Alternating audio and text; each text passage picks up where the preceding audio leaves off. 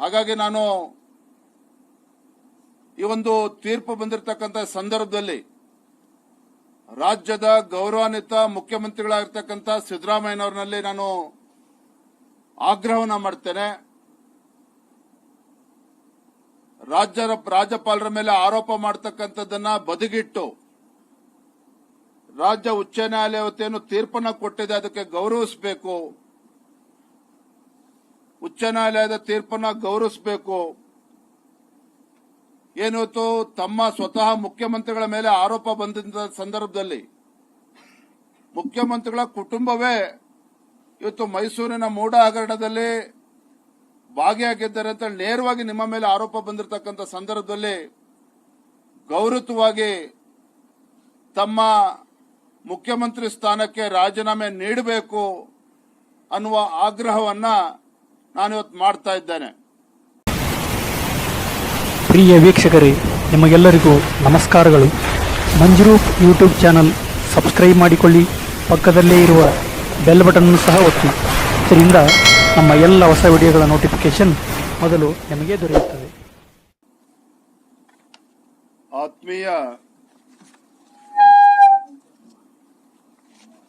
ಆತ್ಮೀಯ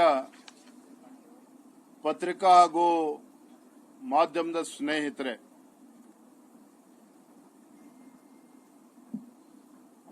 ಕಳೆದ ಕೆಲವು ತಿಂಗಳುಗಳಿಂದ ಭಾರತೀಯ ಜನತಾ ಪಾರ್ಟಿ ಭ್ರಷ್ಟ ಕಾಂಗ್ರೆಸ್ ಸರ್ಕಾರದ ವಿರುದ್ಧ ನಿರಂತರವಾಗಿ ನಾವು ಹೋರಾಟಗಳನ್ನ ಮಾಡ್ಕೊಂಡು ಬಂದಿದ್ವಿ. ವಾಲ್ಮೀಕಿ ಅಭಿವೃದ್ಧಿ ನಿಗಮದಲ್ಲಿ ಆಗಿರ್ತಕ್ಕಂಥ ಹಗರಣ,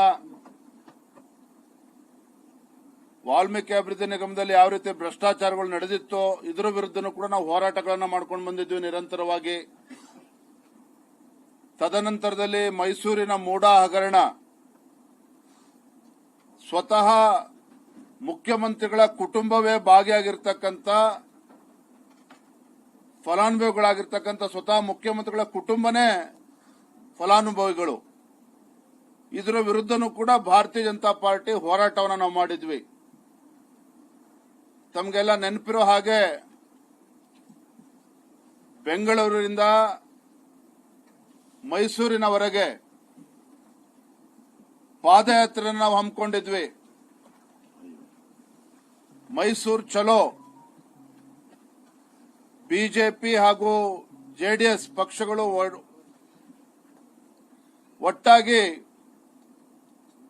ಭ್ರಷ್ಟ ಮುಖ್ಯಮಂತ್ರಿಗಳ ವಿರುದ್ಧ ನಾವು ಹೋರಾಟವನ್ನ ಮಾಡಿದ್ವಿ. ಯಶಸ್ವಿಯಾಗಿ ಪಾದಯಾತ್ರೆಯನ್ನು ಕೂಡ ನಾವು ಮಾಡಿದ್ವಿ.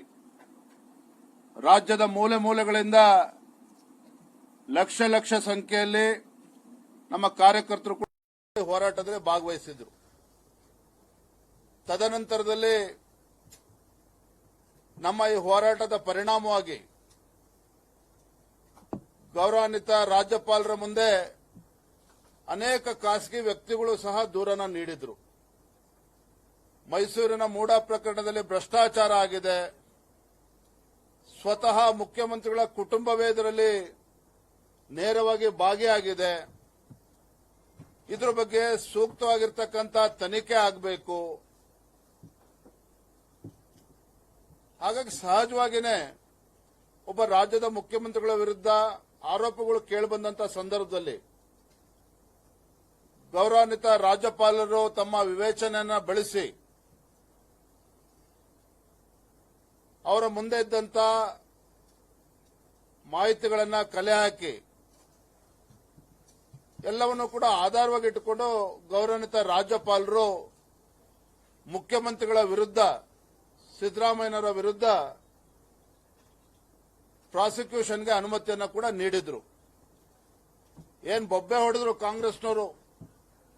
ಮುಖ್ಯಮಂತ್ರಿಗಳ ಆದಿಯಾಗಿ ಕಾಂಗ್ರೆಸ್ಸಿನ ಸಚಿವರು, ಕಾಂಗ್ರೆಸ್ಸಿನ ನಾಯಕರುಗಳು, ರಾಜ್ಯಪಾಲರ ಇವತ್ತು ಕೇಂದ್ರದ ಕೈಬೊಂಬೆಯಾಗಿ ವರ್ತನೆ ಮಾಡ್ತಾ ಇದ್ದಾರೆ, ರಾಜಭವನವನ್ನ ರಾಜಕೀಯಕ್ಕೋಸ್ಕರ ಬಳಸಿಕೊಳ್ತಾ ಇದ್ದಾರೆ ಅಂತ ಹೇಳಿ ಗೌರವಾನ್ವಿತ ರಾಜ್ಯಪಾಲರ ಮೇಲೂ ಕೂಡ ಗೂಬೆ ಕೂರಿಸ್ತಕ್ಕಂಥ ಕೆಲಸವನ್ನ ರಾಜ್ಯ ಸರ್ಕಾರ ಮಾಡಿತು. ಇವತ್ತು ರಾಜ್ಯದ ಉಚ್ಚ ನ್ಯಾಯಾಲಯದಲ್ಲಿ ರಾಜ್ಯಪಾಲರು ಕೊಟ್ಟಿರ್ತಕ್ಕಂಥ ಪ್ರಾಸಿಕ್ಯೂಷನ್ ಅನುಮತಿಯನ್ನು ನೀಡಿದ್ರು. ರಾಜ್ಯದ ಉಚ್ಚ ನ್ಯಾಯಾಲಯದಲ್ಲಿ ಸ್ವತಃ ಮುಖ್ಯಮಂತ್ರಿಗಳು ಇದನ್ನ ಚಾಲೆಂಜ್ ಮಾಡಿದ್ರು. ಸುದೀರ್ಘವಾಗಿ ಉಚ್ಚ ನ್ಯಾಯಾಲಯದಲ್ಲಿ ಪರ ವಿರೋಧ ಎಲ್ಲವೂ ಕೂಡ ವಾದ ಆದ ನಂತರದಲ್ಲಿ ರಾಜ್ಯ ಉಚ್ಚ ನ್ಯಾಯಾಲಯ ಇವತ್ತು ತೀರ್ಪನ್ನು ನೀಡಿದೆ. ಆ ತೀರ್ಪಿನಲ್ಲಿ ಸ್ಪಷ್ಟವಾಗಿ ಉಲ್ಲೇಖ ಮಾಡಿದ್ದಾರೆ, ಸಿದ್ದರಾಮಯ್ಯನವರ ಮುಖ್ಯಮಂತ್ರಿಗಳ ಅರ್ಜಿಯನ್ನ ವಜಾ ಮಾಡ್ತಾ ರಾಜ್ಯ ಉಚ್ಚ ನ್ಯಾಯಾಲಯ ರಾಜ್ಯಪಾಲರು ಕೊಟ್ಟಿರತಕ್ಕಂಥ ಪ್ರಾಸಿಕ್ಯೂಷನ್ಗೆ ಅನುಮತಿಯನ್ನು ನೀಡಿದ್ದಾರೆ. ಅದು ಸಂಪೂರ್ಣವಾಗಿ ಕಾನೂನುಬದ್ಧವಾಗಿದೆ, ಕ್ರಮಬದ್ಧವಾಗಿದೆ ಅನ್ನುವ ಅಂಶವನ್ನ ರಾಜ್ಯ ಉಚ್ಚ ನ್ಯಾಯಾಲಯ ಹೇಳಿರ್ತಕ್ಕಂಥದ್ದು. ರಾಜ್ಯಪಾಲರು ಕೊಟ್ಟಿರತಕ್ಕಂಥ ಪ್ರಾಸಿಕ್ಯೂಷನ್ ಸರಿಯಾಗಿದೆ ಅಂತೇಳಿ ಅದನ್ನ ಎತ್ತಿಡಿದಿರ್ತಕ್ಕಂಥದ್ದು. ಬಹಳ ಪ್ರಮುಖವಾಗಿ ನ್ಯಾಯಾಧೀಶರು ಉಲ್ಲೇಖ ಮಾಡಿರ್ತಕ್ಕಂಥ ಅಂಶ ಅಂತ ಹೇಳಿದ್ರೆ, ಕಾನೂನು ಎದುರು ಎಲ್ಲರೂ ಕೂಡ ಒಂದೇ ಅನ್ನುವ ಅಂಶವನ್ನು ಕೂಡ ರಾಜ್ಯ ಉಚ್ಚ ನ್ಯಾಯಾಲಯ ಹೇಳಿರ್ತಕ್ಕಂಥದ್ದು. ಹಾಗಾಗಿ ನಾನು ಈ ಒಂದು ತೀರ್ಪು ಬಂದಿರತಕ್ಕಂಥ ಸಂದರ್ಭದಲ್ಲಿ ರಾಜ್ಯದ ಗೌರವಾನ್ವಿತ ಮುಖ್ಯಮಂತ್ರಿಗಳಾಗಿರ್ತಕ್ಕಂಥ ಸಿದ್ದರಾಮಯ್ಯನವರಲ್ಲಿ ನಾನು ಆಗ್ರಹವನ್ನು ಮಾಡ್ತೇನೆ. ರಾಜ್ಯಪಾಲರ ಮೇಲೆ ಆರೋಪ ಮಾಡತಕ್ಕಂಥದ್ದನ್ನ ಬದಿಗಿಟ್ಟು ರಾಜ್ಯ ಉಚ್ಚ ನ್ಯಾಯಾಲಯ ಏನು ತೀರ್ಪನ್ನು ಕೊಟ್ಟಿದೆ ಅದಕ್ಕೆ ಗೌರವಿಸಬೇಕು. ಉಚ್ಚ ನ್ಯಾಯಾಲಯದ ತೀರ್ಪನ್ನು ಗೌರವಿಸಬೇಕು. ಏನಿವತ್ತು ತಮ್ಮ ಸ್ವತಃ ಮುಖ್ಯಮಂತ್ರಿಗಳ ಮೇಲೆ ಆರೋಪ ಬಂದ ಸಂದರ್ಭದಲ್ಲಿ ಮುಖ್ಯಮಂತ್ರಿಗಳ ಕುಟುಂಬವೇ ಇವತ್ತು ಮೈಸೂರಿನ ಮೂಡ ಹಗರಣದಲ್ಲಿ ಭಾಗಿಯಾಗಿದ್ದಾರೆ ಅಂತ ನೇರವಾಗಿ ನಿಮ್ಮ ಮೇಲೆ ಆರೋಪ ಬಂದಿರತಕ್ಕಂಥ ಸಂದರ್ಭದಲ್ಲಿ ಗೌರವವಾಗಿ ತಮ್ಮ ಮುಖ್ಯಮಂತ್ರಿ ಸ್ಥಾನಕ್ಕೆ ರಾಜೀನಾಮೆ ನೀಡಬೇಕು ಅನ್ನುವ ಆಗ್ರಹವನ್ನ ನಾನಿವತ್ತು ಮಾಡ್ತಾ ಇದ್ದೇನೆ. Dear friends, Bharatiya Janata Party has relentlessly fighting against this corrupt Congress government. From last 2 months, we have been fighting against corrupt Chief Minister Siddaramaiah ji. We have been fighting against this corrupt Congress government. In Estate Development Corporation scam, Chief Minister himself had agreed on the floor of the House. Yes, scam has taken place in Estate Development Corporation. More than 87 crores has been looted by Congress government, and the concerned minister Nagendra was forced to resign. And then after, when Bharatiya Janata Party took up the issue of Mysore Muda scam, where Chief Minister families are direct beneficiary in this Mysore Muda scam, and the allegation is against the Chief Minister himself. When Bharatiya Janata Party and JDS wanted to discuss on the floor of the House, when the Assembly was in session,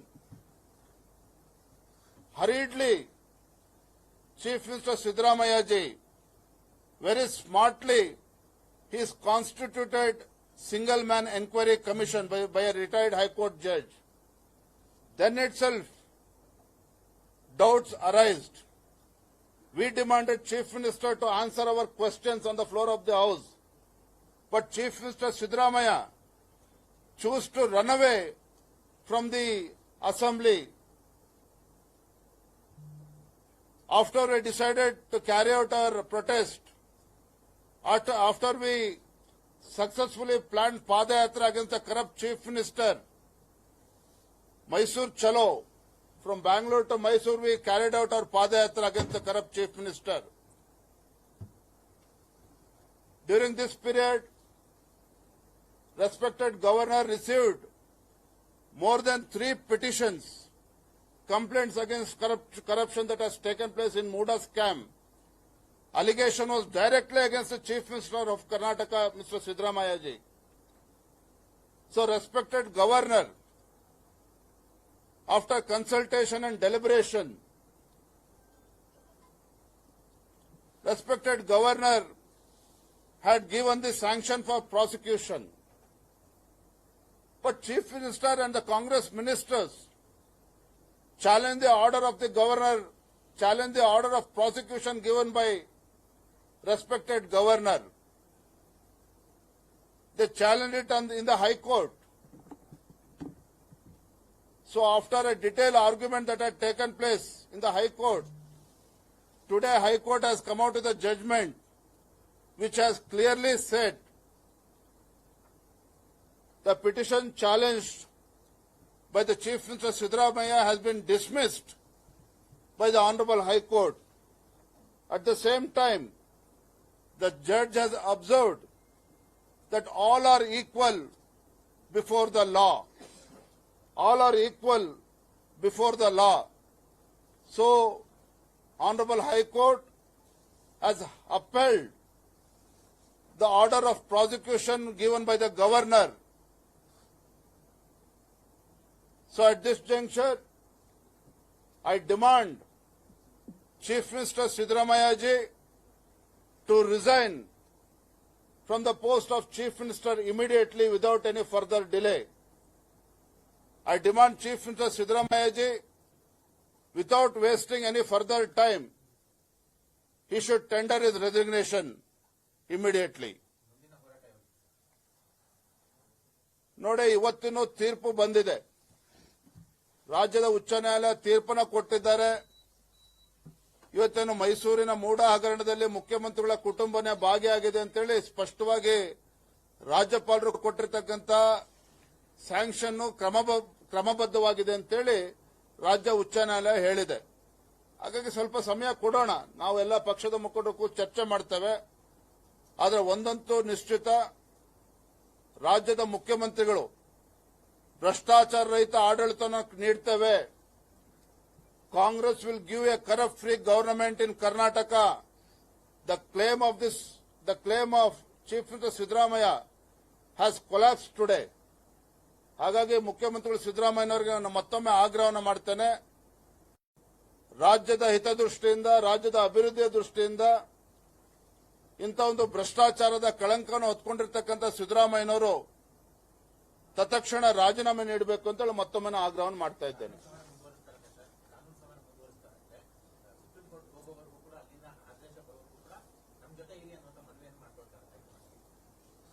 ನೋಡ್ರಿ, ಸಿದ್ದರಾಮಯ್ಯನವರು ಮುಖ್ಯಮಂತ್ರಿಗಳು ಅವರ ಹೈಕಮಾಂಡ್ಗೆ ಏನ್ ಮನವಿಯನ್ನು ಮಾಡ್ಕೊಳ್ತಾರೆ, ಅವರು ಸ್ವತಂತ್ರರಿದ್ದಾರೆ. ಆದ್ರೆ ಇವತ್ತು ರಾಜ್ಯಪಾಲರು ಖಾಸಗಿ ದೂರಿನ ಮೇಲೆ ಇವತ್ತು ಸ್ಯಾಂಕ್ಷನ್ ಅನ್ನು ಕೊಟ್ಟಿದ್ದಾರೆ. ಸ್ಯಾಂಕ್ಷನ್ ಇದು ರಾಜಕೀಯ ಪ್ರೇರಿತವಾಗಿದೆ. ಸ್ಯಾಂಕ್ಷನ್ ಕೊಟ್ಟಿರತಕ್ಕಂಥದ್ದು ಕ್ರಮಬದ್ಧವಾಗಿಲ್ಲ ಅಂತೇಳಿ ರಾಜ್ಯದ ಉಚ್ಚ ನ್ಯಾಯಾಲಯಕ್ಕೆ ಏನು ತಾವು ಮೆಟ್ಲೇರಿದ್ರಿ, ಇವತ್ತು ಉಚ್ಚ ನ್ಯಾಯಾಲಯವು ಕೂಡ ಇವತ್ತು ತೀರ್ಪನ್ನ ನೀಡಿದೆ. ಆ ತೀರ್ಪನ್ನ ಗೌರವಿಸ್ತಾರೆ ಅಂತೇಳಿ ನಾವಂತೂ ಭಾವಿಸಿದ್ದೇವೆ.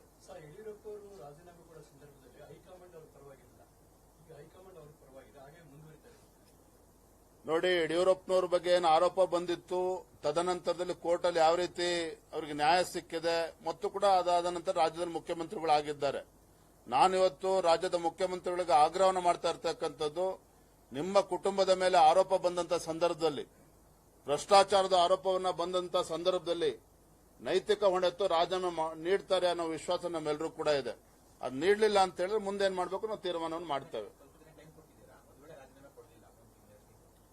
1 ತಿಂಗಳು 2 ತಿಂಗಳು ಪ್ರಶ್ನೆ ಇಲ್ಲ. ನಮ್ಮೆಲ್ಲ ಪಕ್ಷದ ಹಿರಿಯರೆಲ್ಲ ಕೂತು ಚರ್ಚೆ ಮಾಡ್ತಾ ಇಲ್ಲ. 1 ತಿಂಗಳು 2 ತಿಂಗಳು 1 ವಾರದ ಪ್ರಶ್ನೆ ಅಲ್ಲ. ಈಗಾಗಲೇ ಭ್ರಷ್ಟಾಚಾರದ ವಿರುದ್ಧ ಭಾರತೀಯ ಜನತಾ ಪಾರ್ಟಿ ಕಳೆದ 2-3 ತಿಂಗಳುಗಳಿಂದ ನಿರಂತರವಾಗಿ ನಾವು ಹೋರಾಟ ಮಾಡ್ತಾ ಇದ್ದೇವೆ. 1 ತಿಂಗಳು 1 ವಾರದ ಪ್ರಶ್ನೆ ಅಲ್ಲ. ತತ್ಕ್ಷಣ ರಾಜೀನಾಮೆ ನೀಡಲೇಬೇಕಾಗ್ತದೆ ಮುಖ್ಯಮಂತ್ರಿಗಳು.